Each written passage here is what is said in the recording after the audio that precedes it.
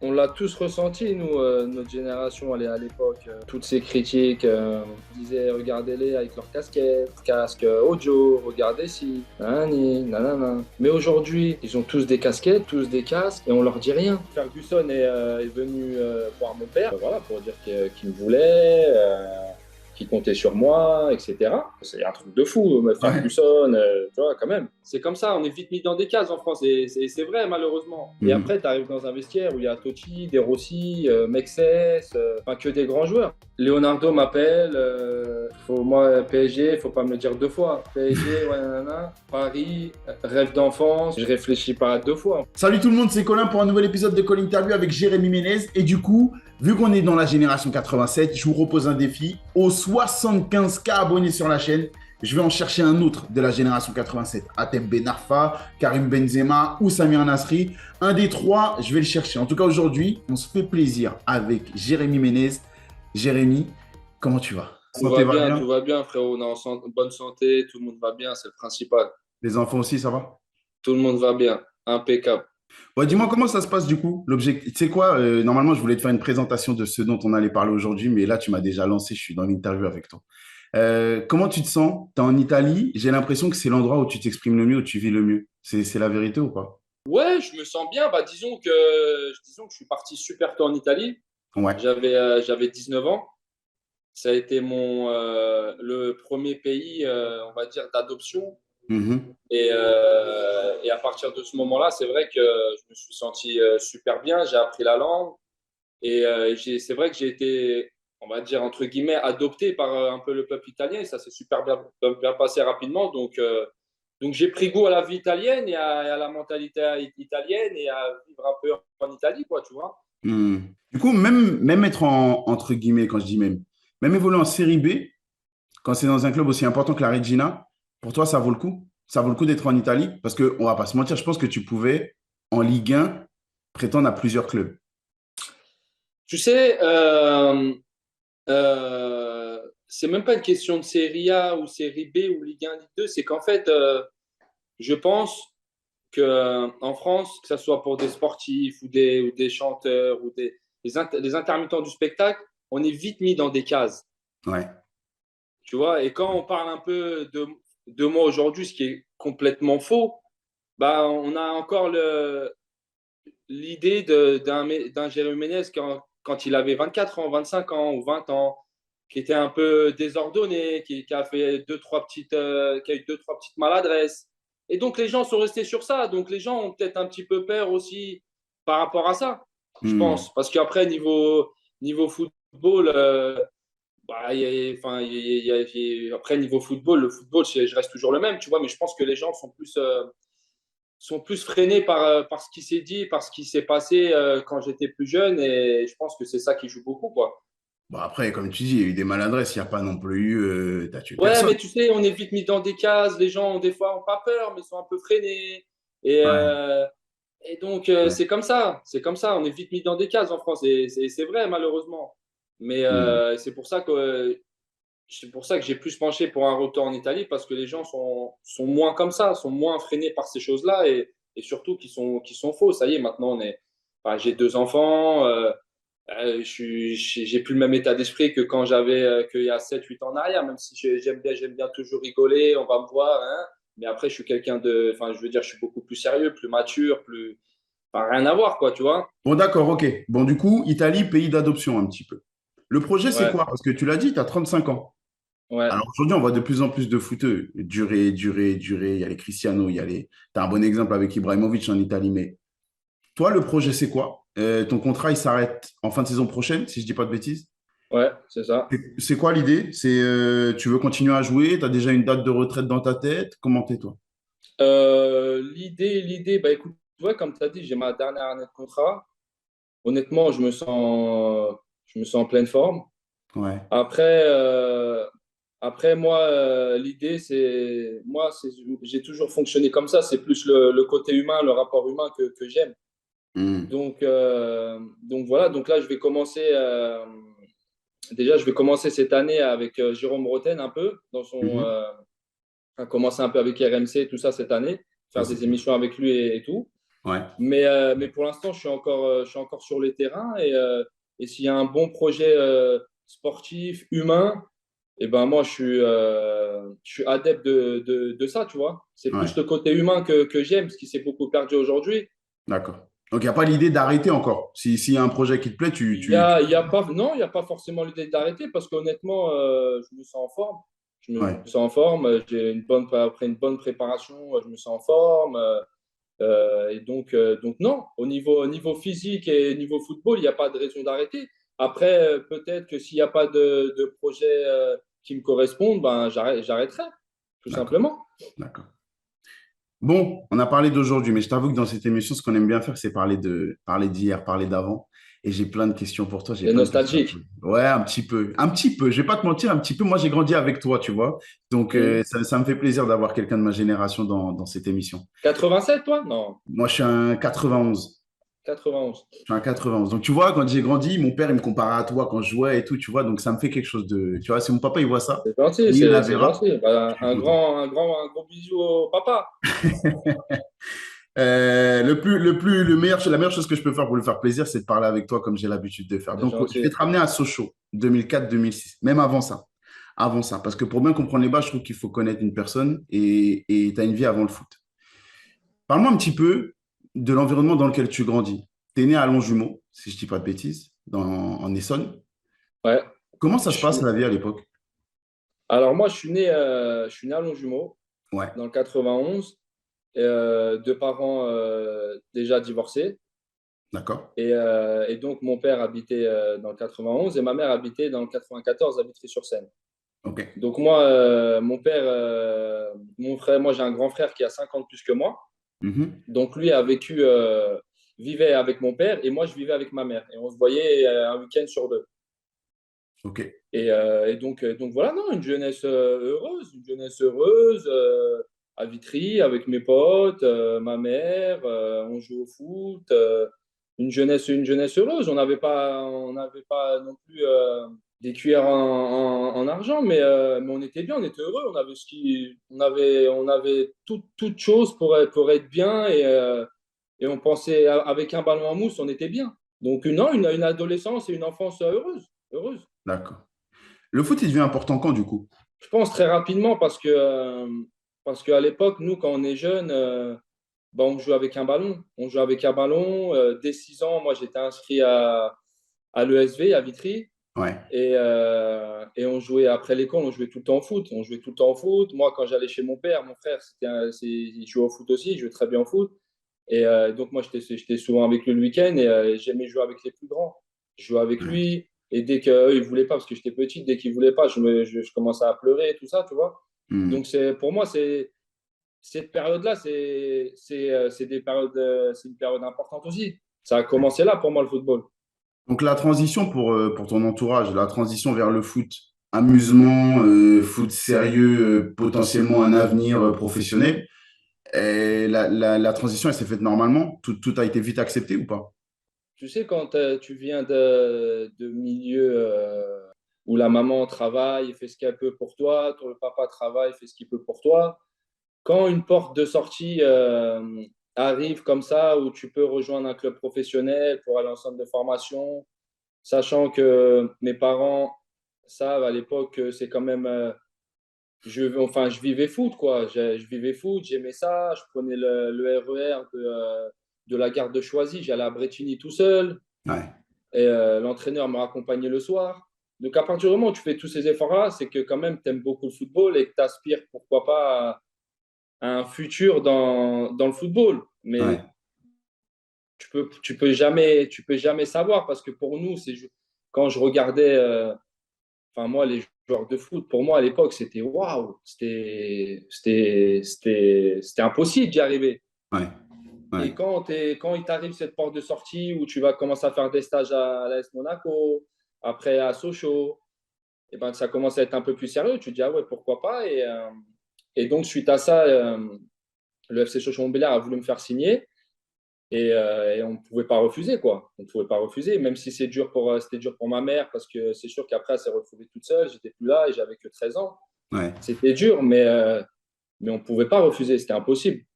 Pour nous, Hmm. c'était un rêve, quoi. Quand j'ai préparé notre interview, parce qu'il y a la passion, mais moi, il y a aussi du boulot. Il fallait que je bosse un peu pour te recevoir quand même, Jérémy. Faut travailler un peu, ça fait du bien. On peut pas être un escroc comme ça tout le temps. Euh, je suis tombé sur une anecdote que j'avais lue à l'époque, mais que j'avais oubliée, sur Manchester United. Comme quoi, Ouais, Manchester United avait voulu te recruter très jeune ouais. et que tu avais refusé. Tu avais préféré rester dans le cocon, entre guillemets, et le centre de formation de Sochaux. Est-ce que ça pourrait t'apporter? Est-ce que tu peux me parler un petit peu de comment ça s'est passé? Bah écoute, c'était à l'époque des moins de 16, moins de 17 ans. Ouais, Donc nous, on allait souvent régulièrement en équipe de France et tout, avec Samir, Athènes, Carré, enfin toute la clique. ouais, Et j'en passe, hein. Et, euh, et donc voilà, donc comme tu sais, beaucoup de recruteurs de pays étrangers, de gros clubs viennent nous voir. Et c'est vrai qu'il y avait pas mal de touches à cette époque-là, et dont Manchester. Et comment ça s'est passé? Bah, c'est que Ferguson est venu voir mon père dans le 91 mhm, pour un premier rendez-vous, voilà, pour dire qu'il me voulait, qu'il comptait sur moi, etc. Donc nous, très flattés, tu vois. Enfin, c'est un truc de fou, ouais, Ferguson, tu vois, quand même.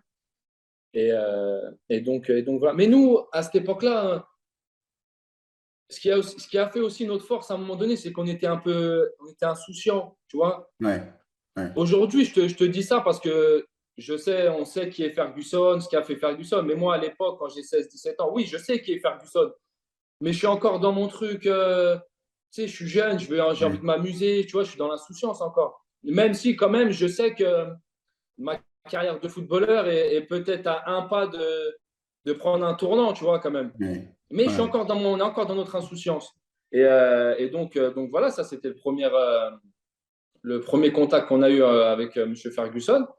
Et puis après, la saison continue, continue. Et puis après, donc lui, il pousse vraiment pour signer à Manchester. Donc il m'invite, moi et mon frère, à Manchester, 2, 3 jours pour visiter les installations, pour aller voir un match à Old Trafford, etc. Après, on est rentré dans les vestiaires et tout. Tu vois, je me rappelle, il y a Michael Silves, il y avait Djemba, il y ouais. avait Cristiano Ronaldo.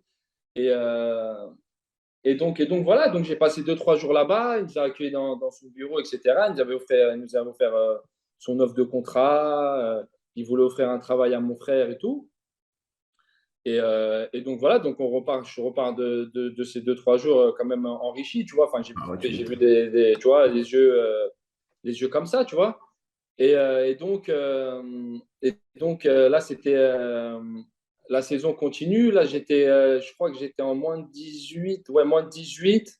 J'avais 16 ans, 17 ans, j'étais en moins de 18. Je jouais un peu avec la CFA et tout. Mais à l'époque, ce qu'il faut savoir, c'est que la CFA, c'était un niveau très, très bon. C'était Hmm. jouer en CFA quand tu avais 16, 17 ans. C'était beaucoup de pros redescendaient en CFA. C'était vraiment un bon niveau, la CFA, à cette époque-là. Et donc, pour un jeune comme nous, jouer en CFA et tout, c'était waouh. Et donc, durant on va dire, de janvier à mai, se passe tout ça. Et en même temps, je m'entraîne un peu avec les pros.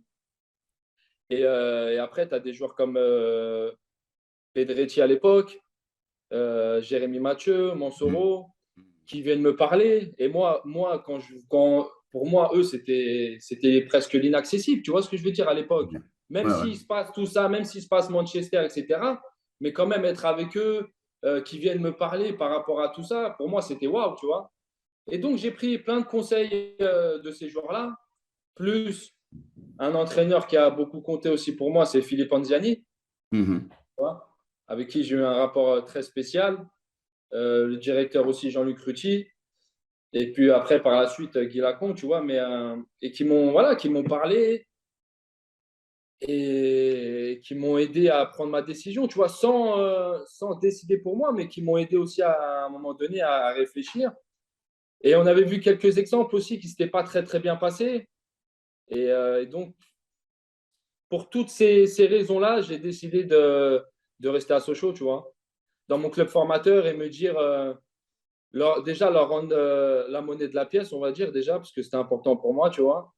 Et, Et je me suis dit aussi, de toute façon, si tu es bon, si tu continues comme ça, bah, tu iras dans 3 4 5 ans un jour dans ces clubs-là, tu vois. Ouais. Et donc, c'est pour ça que j'avais pris cette décision à l'époque. Donc même aujourd'hui, avec le recul, tu ressens toujours cette bienveillance-là des gens qui sont venus te voir pour te conseiller. Il y a jamais eu un côté plus c'est pour l'intérêt de Sochaux et du club et faire de l'argent. C'était vraiment sincère quand ils sont venus vers toi. Non, jamais, jamais. Non, ça a toujours été sincère. Non, non, jamais. Et puis à cette époque-là, honnêtement, c'était pas comme ça le football. C'était Ouais, il y a moins beaucoup comme d'argent. aujourd'hui. Ouais. À cette époque-là, c'était plus humain, c'était plus tu sais, dans les gens voulaient vraiment t'aider, ils voulaient ton Hmm. bien. Et en plus, c'était même pas quand les gens venaient me parler, c'était même pas pour me dire ouais, fais ci, fais ça. C'était plus pour avoir des conseils, deux, trois avis. Ouais. Après, tu fais ce que tu veux, tu vois. Mais c'était toujours bienveillant, toujours bienveillant. Mais quand même, bah, tu as parlé d'Athème, tu as parlé de Karim, de Samir, tout ça, mais enfin, cet épisode Manchester, il atteste quand même de l'exposition à laquelle tu as eu droit très tôt, toi. Tu sais, souvent, on dit aux jeunes, faites attention, l'exposition, elle va venir, préparez-vous, ça va être compliqué à gérer. Mais toi, dès tes 15 16 ans, tu es quand même vite sur le devant de la scène. C'est difficile à gérer pour un jeune homme devoir gérer ça, tu vois. Et ça demande une maturité. Est-ce que je vais à Manchester ou pas? Est-ce que c'est mieux de rester à Sochaux ou pas? C'est quand même des compétences importantes qu'on n'a pas forcément hein, quand on est insouciant, comme tu disais, tu vois. C'était galère, ça? Bah, c'est pas évident, mais d'où l'importance de l'entourage, des Ouais, gens qui sont autour de toi, des gens qui te conseillent. C'est le plus important. C'est le plus important, avoir confiance aux gens qui sont à côté de toi et autour de toi. C'est le ouais, plus important. Il y a tellement d'exemples, tellement de gens, de joueurs, de personnes qui se sont perdus par rapport à ça. Et on en voit encore plein aujourd'hui, tu vois. ouais, Et d'où l'importance de ces personnes-là. Et quand je dis la famille, c'est la famille, il y a les amis, il y a mes entraîneurs aussi qui ont toujours été sincères avec moi. Et parce qu'avant d'être des entraîneurs, même s'ils étaient super forts, super compétents, etc., c'était déjà c'était des super mecs, c'était des bons éducateurs. Et c'est pour ça aussi que Sochaux, pour moi, ça restera Sochaux, c'est dans mon cœur à vie parce que toutes ces personnes-là ont fait que je suis la hmm, personne que je suis aujourd'hui avec mes qualités et mes défauts, tu vois. ouais. Bon, à Sochaux, il y a ce fameux triplé contre Bordeaux. Je me rappelle de ton talent qui surprend tout le monde. Tout le monde qui continue de dire que tu vas être l'un des meilleurs de ta génération. Et c'est à raison. Tu fais tes saisons, tu fais 68 matchs à Sochaux, 8 buts, 3 pas décisives en 2 saisons chez les pros. Mm. Il y a un moment particulier, il y a un coach particulier, tu as parlé de Guy Lacombe, qui fait que ton talent, il s'exprime encore mieux que si ça avait été une autre personne ou pas. Bah, pour dire la vérité, euh, Guy Lacombe, je joue avec la 18 ans, ou c'est les 16 ans ou les 18 ans, je sais plus. Et Guy Lacombe, c'est un entraîneur qui aimait beaucoup les jeunes du centre de formation, qui faisait beaucoup jouer les jeunes du centre de Ouais, formation. Donc, lui, il venait souvent voir les matchs des jeunes, etc. Et, euh, et deux, trois fois, donc il venait nous voir. Mais moi, il y a des matchs où j'étais vraiment pas bon. Et j'étais pas bon. Et voilà, quoi. Après, tout ce que les gens disaient sur moi, etc. Mais il était venu deux, trois fois et j'étais pas bon. Et il avait l'impression que j'avais pas envie, tout ça. Et il avait dit au directeur de son information, écoute, lui, là, il s'ennuie. Il s'ennuie, là, il s'ennuie. C'est pas sa catégorie. Il s'ennuie. Donc, fais-le venir avec moi chez les pros. Et donc, donc ça s'est passé comme ça. Donc après, je suis monté chez les pros et tout s'est fait comme ça, tu vois. Comme quoi, si aujourd'hui, enfin, s'il n'avait pas pensé comme ça, je serais peut-être pas là aujourd'hui, tu vois. ouais, ouais, T'imagines? ouais, Dans la réflexion qu'il a eue quand même à ce moment-là pour moi, tu vois. ouais. Mais Et toi, c'est fort. t'avais même pas, enfin, t'avais même pas cette conscience-là, t'avais pas l'impression que tu t'ennuyais. C'est pas que je m'ennuyais, mais c'est vrai que des fois, je pouvais être irritant. Ouais, Je pouvais être irritant par rapport à. Mais des fois, je le fais même pas exprès, hein. Tu sais, je pouvais être irritant par ma nonchalance ou tu sais, quand tu es jeune, même si on ne change pas notre caractère, mais on s'améliore. Mais c'est vrai que quand j'avais 16 15 17 ans, j'étais encore pire, tu vois. Donc, c'est vrai qu'à un certain moment, je pouvais être très irritant, j'étais nonchalant en plus. Donc, Donc, ce mélange de tout ça faisait sûrement que ça donnait ça, quoi. Que peut-être que je m'ennuyais ou que j'avais pas envie ou que c'est vrai que j'avais besoin peut-être d'autre chose, de plus, pour pouvoir m'exprimer, tu vois. Ouais. Bon, tu fais ces 2 saisons à Sochaux où tout le monde s'en souvient, tu t'éblouis un peu la Ligue 1 avec ton talent, tu as un peu le talent que tout le monde s'arrache. À la fin de ton séjour, enfin ton passage à Sochaux, il y a Bordeaux qui se manifeste. On en parlait beaucoup, je m'en rappelle, de potentiellement tu allais signer là-bas, que c'était quasiment fait. Pendant l'été, c'était que ça. Finalement, c'est Monaco. Est-ce que tu peux me dire un petit peu comment se fait ta réflexion? Comment, déjà, quelle proposition tu as devant toi? Et surtout, comment tu décides de rejoindre ce club-là plutôt qu'un autre? Bah, il y avait Bordeaux, il y avait Monaco. Et ben, en fait, moi, c'est tout simplement parce que Laszlo Bologna signe à Monaco à cette époque-là aussi. Et donc, lui m'appelle et me dit qu'il me veut dans son équipe et tout. Donc, à partir du moment où l'entraîneur t'appelle et te veut dans son équipe, et en plus, Monaco, très grand club. Donc, Ouais. je me dis, ouais, allez, on fonce, on fonce, on fonce. Et c'est peut-être le bon moment pour aller à Monaco. Donc, je ne me suis pas posé de questions. J'ai dit, on fonce à Monaco. À partir du moment où l'entraîneur te veut et t'appelle, euh, c'est la preuve qu'il te veut vraiment, quoi. Ouais. Il y a quand même un temps qui est passé entre ton non-départ à Manchester United et là, cette fois-ci, ton départ à l'AS Monaco. Qu'est-ce qui fait que tu sens que cette fois, c'est le bon moment pour partir? Bah parce que Monaco, ça reste quand même un club français.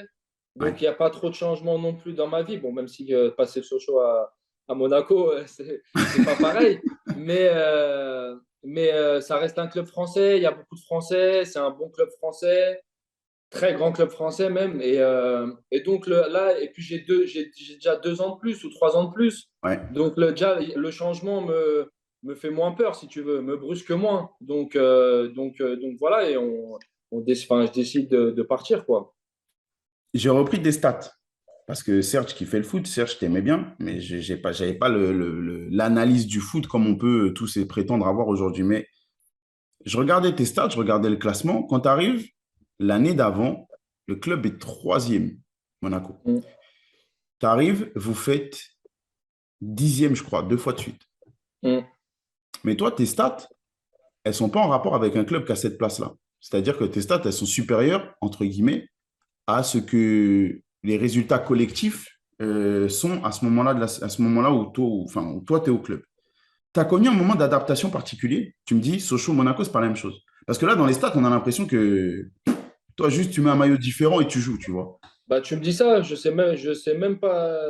Tu sais, moi, je n'ai jamais été un mec des stats, etc. Je te dis, je sais même pas combien de buts j'ai mis. Je sais même pas, franchement, si je te dis la vérité. Et ça, pourquoi? Parce que je pense que malheureusement, à mon insu, j'ai été tellement trimballé de droite à gauche, en point, derrière l'attaquant, à droite, à gauche, que j'avais pas de poste fixe. Et ça, je pense que ça m'a fait déjouer un peu dans ma carrière. Je te dis Ouais, franchement. ouais. Je te dis pas qu'il y ait que ça, mais je pense qu'à un moment donné, ça a joué. Donc, du coup, on ne savait pas si j'étais un mec qu'il fallait qu'il marque des buts, ou faire plus de pas décisives, ou jouer. Tu vois ce que je veux dire? Donc, les stats, j'ai jamais été Ouais. trop là-dessus, quoi. Et c'est vrai que non, après, à Monaco, c'est vrai que non, j'ai pas eu trop de gros changements, à vrai dire. C'est plus que c'est vrai qu'on arrive dans un club qui termine troisième, donc il y a sûrement un peu plus de pression de résultats, ça c'est sûr. Mais si je me rappelle bien à l'époque, quand j'arrive, il y a quand même pas mal de changements au niveau des Ouais. joueurs, si je me rappelle Ouais. bien. Donc c'est quand même un nouveau cycle. Un nouveau cycle. Et des fois, c'est vrai que ça prend des fois les nouveaux cycles, ça prend un peu plus de temps que l'on pense. Donc c'était une petite année, ouais, une petite année d'adaptation, une petite année charnière. Mais c'est vrai que même si on finit dixième, c'était une bonne saison et enfin, que du bon, quoi, que des bons souvenirs que j'ai là-bas, quoi. Bah pour toi, c'est une bonne saison parce que on dit la saison, elle est chargée. Pour toi, c'est un changement de club, il y a un changement de coach en cours de saison, il y a un effectif qui est aussi remodelé, donc du coup, adaptation, comme tu dis. Mais toi, tu fais 33 matchs. Alors, certes, tu n'es pas sur les stats, mais 33 matchs, 7 buts, 3 passes décisives. pour un jeune joueur qui arrive dans un club de cette stature-là, de ce standing-là, on peut dire que l'adaptation, elle est réussie. Ouais, Pourtant, ouais, non, ça va, ça va. le projet, il a du mal à suivre. Est-ce que toi, alors aujourd'hui, le foot, il va beaucoup plus vite qu'à l'époque en termes de décision de rester, partir et tout. Mais tu ne te dis pas que tu t'es trompé de club, que Non, peut-être qu'il faut que tu ailles autre part? non, non, non, non, parce que tu sais, à cette époque-là, tu penses, non, non, tu penses même pas à ça. Et puis moi, j'étais bien, je me sentais bien là-bas, tu vois. Après, tu sais, comme je t'ai dit, tu es à Monaco, tu sais, j'avais 18 ans, ouais, 18 ans. Euh, J'étais encore en mode apprentissage quand même. Tu vois, j'étais Ouais, avec, bien il y sûr. avait Yaya Touré, il y avait des mecs comme Jivet, Modesto, Flavio Roma, il y avait Yann Koller, tu sais, il y avait Marco Di Ouais. Vaio. Donc moi, j'étais encore en mode apprentissage. Donc tu sais, il y avait la pression des résultats et tout, mais dans ma tête, c'était pas genre, ouais, il faut qu'on finisse dans les trois premiers. C'est vrai qu'à cette époque-là, on est peut-être plus individualiste, qu'on pense peut-être plus à son petit jeu à lui. C'est vrai, j'ai fait un bon match, ou, hein, tu vois, plus Ouais, ça ouais. je pense, au résultat. Donc c'était encore plus de l'apprentissage, tu vois. Et comme tu dis, ouais, par rapport au stade, je pense que ça a été, tu vois, même si on Mhm. aurait pu mieux faire, mais non, non, sinon ça a été. Hein. Et puis après, j'arrive aussi, tu sais, le changement de vie. Monaco, c'est quand même, tu sais, c'est Monaco, donc tu as des Ouais. petites tentations de sortie à droite, à gauche. Tu sais, il y a tout ça qui joue aussi, tu vois, donc faut faire attention là-bas aussi quand même. Et ça, même ça, tu arrives à le gérer? Quand on parlait tout à l'heure d'insouciance et tout, tu arrives à le gérer, les tentations et tout de Monaco? C'est pas facile pour un jeune joueur. Bah après, gérer les tentations, enfin, on est jeune encore, mais on a tous été jeunes, on est sortis, on a fait la Bien fête, on a sûr. rigolé comme tout le monde, tu vois. Après, je pense pas que moi, la semaine, par exemple, la semaine des jours, je sortais jamais la semaine. Je sortais après les matchs, mais la semaine, Ouais, je sortais jamais. Tu vois, d'accord. donc après, non, moi, franchement, j'ai jamais été le mec qui sortait plus que les autres. Hein. Jamais, jamais. Tu m'as parlé d'Yaya Touré, c'est drôle, ça fait un petit clin d'œil du destin. Je viens de sortir d'une interview avec Eliakim Mangala, Mhm. qui m'a aussi parlé d'Yaya Touré, mais du coup, vous allez m'en parler à deux moments très différents de la carrière du joueur. Lui, c'était à City. Et j'ai déjà vu une interview de toi où tu disais que tu avais été impressionné par la qualité du joueur déjà à l'époque. Dis-moi pourquoi il t'a impressionné tant que ça. Moi, déjà, la première fois que j'ai vu Yaya Touré jouer et qui m'a impressionné, c'est quand il était à l'Olympiakos, il avait joué contre Lyon en Ligue des Champions, je crois, Ouais, si je dis pas de bêtises. Et là, il m'avait impressionné. Et donc, moi, après, je signe à Monaco. Je sais pas si lui, il signe aussi en même temps que moi ou s'il signe l'année d'après. Quand j'entends et que je vois qu'Yaya Touré arrive dans la même équipe que moi, je dis, ah ouais, ouais, on a pris un joueur de malade. On a pris un joueur de malade. Et franchement, dès qu'il arrivait tout, ouais, impressionné. Il savait tout faire. Il partait de la défense, il driblait tout le monde, il allait marquer un but, il avait une puissance, une technique, il avait tout. Et après il est parti au Barça. ouais, Mais franchement, impressionnant.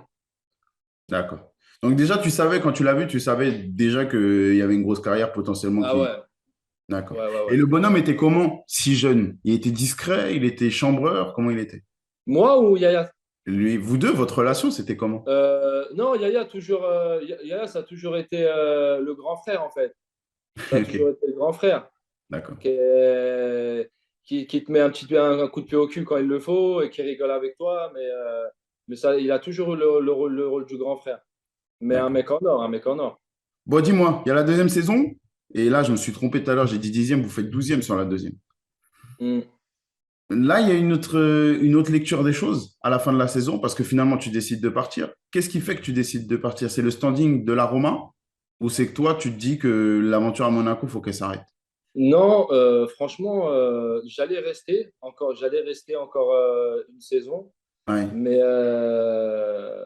mais la Roma déjà m'avait contacté au mois d'août, 2, 3 semaines avant la fin du mercato. Il y avait des petites discussions, etc.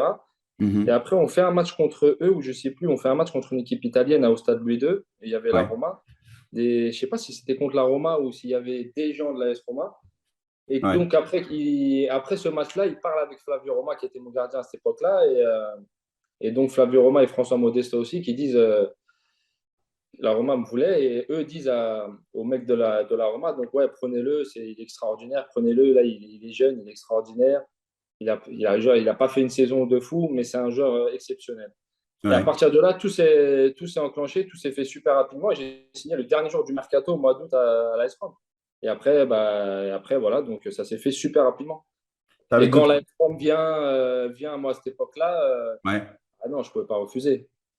Mais t'as d'autres propositions sur le papier parce que tu as toujours été suivi par des gros clubs. Tu as d'autres propositions à ce moment-là ou pas? Franchement, j'ai pas envie de dire de bêtises, mais j'ai aucun souvenir de ça. Franchement, j'ai aucun souvenir Ah de ouais? ça. Non, parce D'accord. que non, j'ai aucun souvenir de ça. Ok.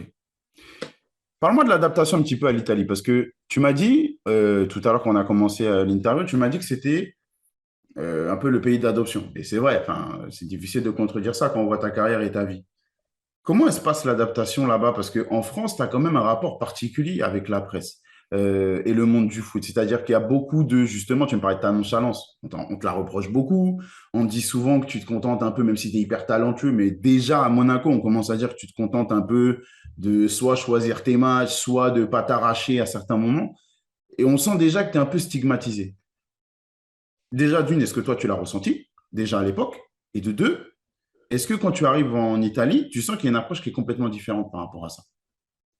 On l'a tous ressenti, nous, notre génération, à l'époque, toutes ces critiques, même hors du terrain, quand les gens, la presse, disaient regardez-les avec leur casquette, regardez-les avec leur casque audio, regardez si, nanani, nanana.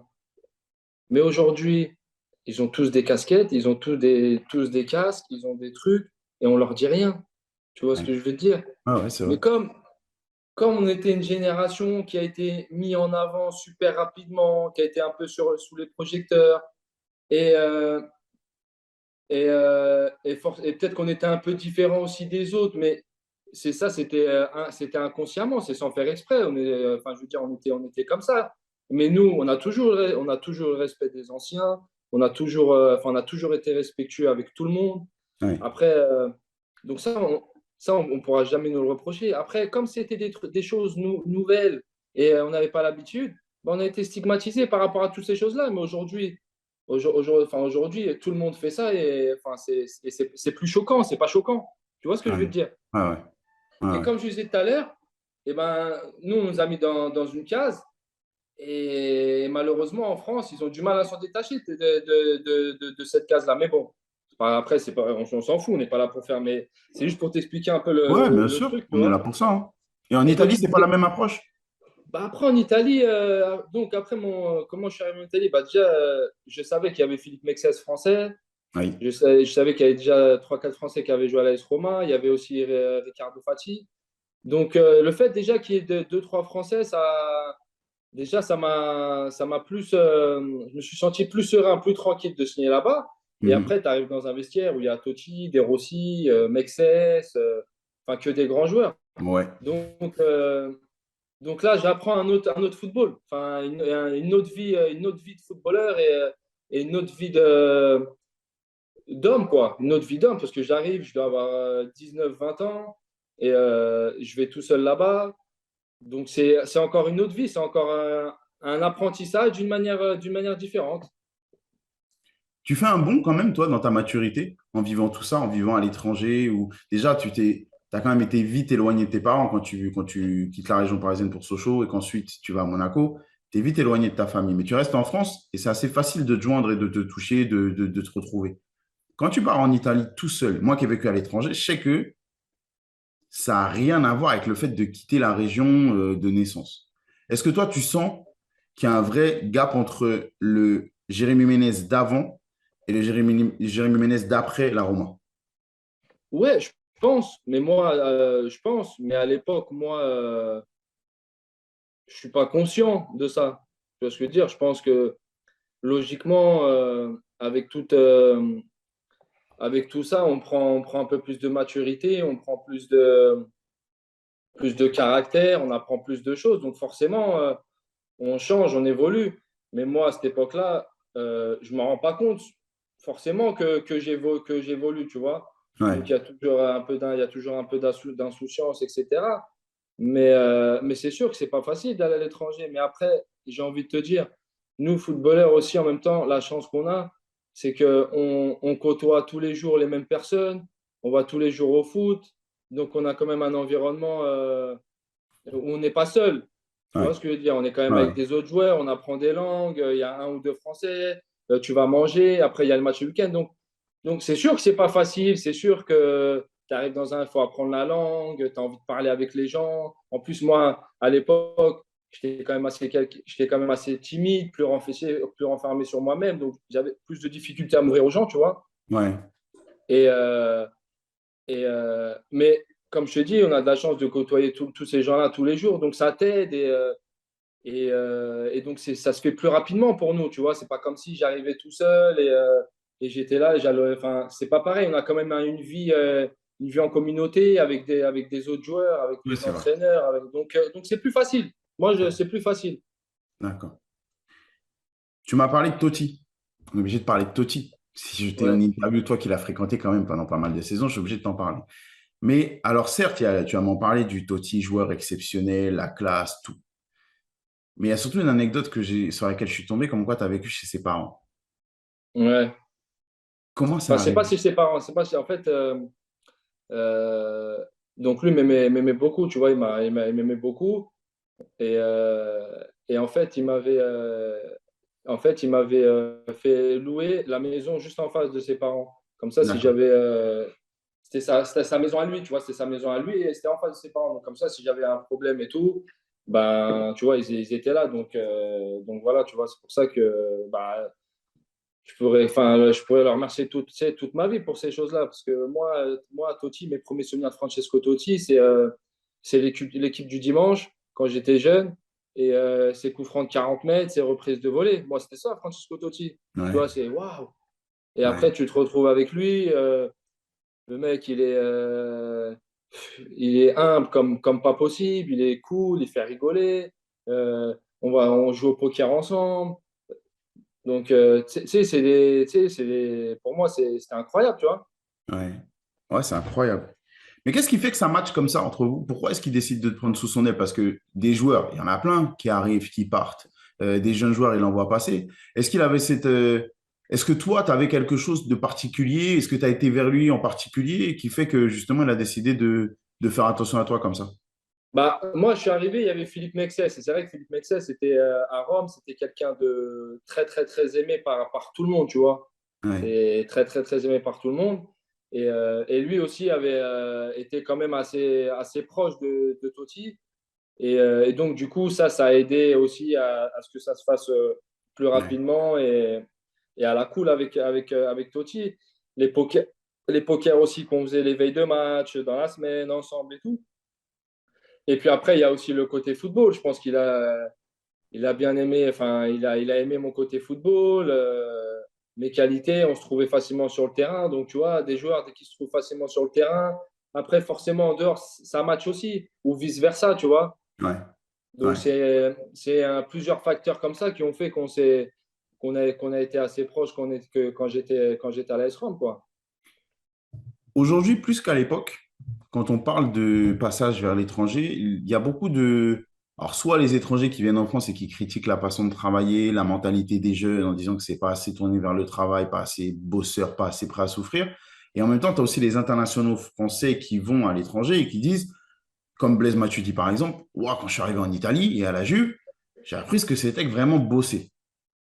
Est-ce que toi, même si c'était pas, j'ai pas l'impression que le gap il était aussi important à l'époque. Mais est-ce que toi, quand tu arrives en Italie, tu ressens ça aussi? Qu'il y a une grosse différence de méthode de travail, d'exigence? Moi, j'ai envie de te dire, il y a, en fait, il y a deux choses. La première chose, ouais, quand je suis arrivé en Italie, j'ai vu que les mecs comme Totti, comme Perrotta, comme Mexes, enfin, tous ces joueurs-là avec qui j'ai joué, arrivaient une heure et demie avant, aller en salle de muscu, se préparer avant l'entraînement, etc. Alors que nous, en France, c'est vrai qu'on avait moins cette chose-là, tu vois. Mhm, Nous, 10 heures pour 10h30, on arrive à 9h52 et on boit notre café. Mais parce que c'était un peu dans la mentalité, tu vois ce que je veux dire. mhm, Même si aujourd'hui, ça a beaucoup changé, beaucoup, beaucoup changé. Mais après, au niveau de la formation des jeunes et tout, la France, c'est le top. C'est le top du top c'est le top pour moi. ouais, Pourquoi ils viennent tous moi, les jeunes Français, je vois les jeunes Italiens. C'est pas pour jeter la pierre, hein, et quand je vois les jeunes Français, mais les jeunes Français, ils sont super forts. Ils sont Ouais, super forts. ouais, Tu vois les moins de 16 ans, les moins de 17 ans, ils sont super forts. Le niveau, il est très élevé en France chez les jeunes, très, très élevé. Et c'est d'accord. aussi grâce on va dire, enfin, je veux dire, le vivier parisien, le sud, mais aussi parce que les centres de formation, les gens sont compétents et les joueurs sont bien dans les centres de formation. Il n'y a pas de secret. Et pourquoi, si on regarde l'équipe de France d'aujourd'hui, elle est très jeune et très forte. Et Ouais, ça, on en a un pour. Là, on est à l'équipe de France, elle est bien pour je ne sais pas combien d'années. ouais, ouais, c'est vrai. Et ils viennent tous, ils veulent tous nos jeunes Français. À un moment donné, c'est qu'il y a un truc. Ouais, c'est vrai. Qu'est-ce qui fait, au-delà de l'exposition, que tu changes de dimension à ce point-là? En quoi tu évolues dans ton jeu? En quoi tu évolues dans ta mentalité? Parce que tu as fréquenté Ranieri, notamment, qui a été hyper important dans ta carrière. Qu'est-ce qui fait que tu as changé? Bah, c'est les années passent. Euh, C'est le caractère surtout, quoi? ouais, les années passent. Tu côtoies différents entraîneurs qui essayent de te gommer deux, trois petites choses qui vont pas. Tu apprends tous les jours. Quand je vois, quand je vois des mecs comme, je sais pas moi, Perrotta, Totti, De Rossi, des mecs qui ferment leur bouche, qui courent et qui bossent. Bah, toi, tu regardes ces gens-là, tu as envie de ferme ta bouche, cours et bosse. En vrai, tu vois ce que je veux dire? Ouais, Donc, c'est toutes ces choses-là qui ont fait que, bah, qu'à un moment donné, j'ai évolué, j'ai appris. Et, et même si j'aurais pu mieux faire, parce que, comme tu dis, 112 matchs, 11 buts, on aurait pu mettre plus de buts, plus de pas décisifs. Mais c'est vrai que mon jeu était déjà plus épuré, j'avais un jeu un peu plus adulte, on va dire, c'est sûr, par rapport aux deux années précédentes. Mais c'est grâce aux entraîneurs que j'ai connus, à m'entraîner tous les jours avec ces joueurs-là. Et donc voilà, donc il y a pas de secret, c'est ça. d'accord. Tu as des sollicitations, parce qu'on va arriver sur le Paris Saint-Germain, mais tu as des sollicitations pendant ton passage à la Roma, avant que le Paris Saint-Germain débarque et que ça se fasse? Et ben, quand je signe au PSG, je devais signer à la Juve. D'accord? Parce qu'Antonio Conte m'avait appelé trois, quatre fois pour que je signe à la Juve. Ok, Tu vois. ok. Et, et, euh, et après, bah, il y a l'appel de Leonardo. Mhm. J'étais en vacances en plus. J'étais à l'île Maurice, je crois.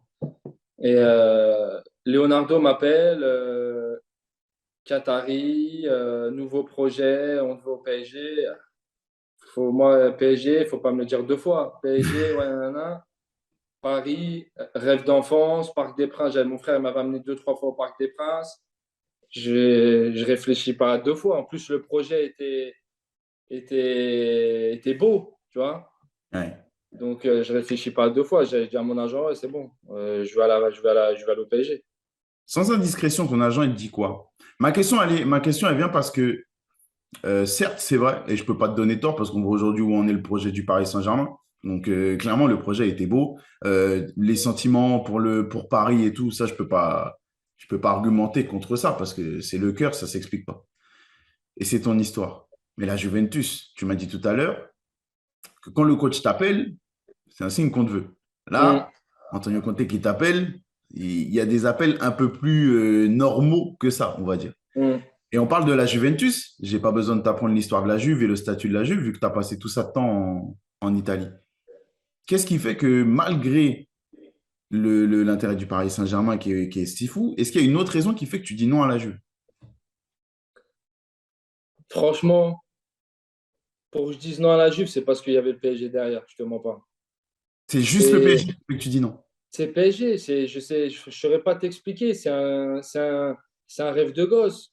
Tu sais, je rentrais dans la ville où je suis né, où j'ai grandi, où il y a toute ma famille, où tout le monde supporte le PSG, le Parc des Princes. Quand tu passes en dessous, tu vois le Parc des Princes, tu sais, sur le périph' là en dessous là, tu vois le Parc des Princes juste au-dessus de toi. C'est un stade, franchement, c'est un stade magnifique. Ouais, c'est Tu vrai. vois, et PSG, et le projet. Je venais déjà de faire 3 ans en Italie, tu Ouais, vois. Et, ouais. Donc, franchement, j'ai même pas hésité une seconde. Je te mens pas. J'ai même pas D'accord, hésité une seconde. d'accord. Et donc, tu n'as pas en tête l'appréhension des critiques que tu as lâchées quand tu es parti en Italie, de ce traitement un petit peu relou de la presse, de cet un petit peu acharnement, incompréhension autour de votre génération, ta personnalité et tout. Ça te ralentit pas, ça? Non, franchement, non, parce que, tu sais, moi, j'ai jamais été un mec qui lit trop les journaux, qui lit la Ouais, presse. J'ai jamais été trop un mec comme ça. Et donc, non, franchement, je faisais même pas. Non, non, je faisais même pas attention à tout ça, moi. Et moi, je pensais à moi, tu vois, je pensais à mon bonheur à moi, tu vois. d'accord. Franchement, je pensais à mon bonheur à moi et j'étais tellement pressé d'arriver, de signer, de commencer que, enfin, le reste, non. Franchement, je calculais même pas. Ok. Même pas. Une petite famille, en vrai. Tu vois, Mhm. ça s'est ressenti, même si le premier match on a mal débuté, mais après ça s'est ressenti. Non, franchement, c'était magique. Franchement, moi, mes années au PSG, c'était magnifique. C'est clair qu'avec les supporters, ça s'est super bien passé. On a fait la fête ensemble. C'était l'heure de partir, donc voilà. Après, ouais, il n'y a pas eu de revoir, mais au final, on est Parisiens à vie de toute façon, hein. Ouais, c'est vrai. C'est vrai. Voilà. C'est vrai.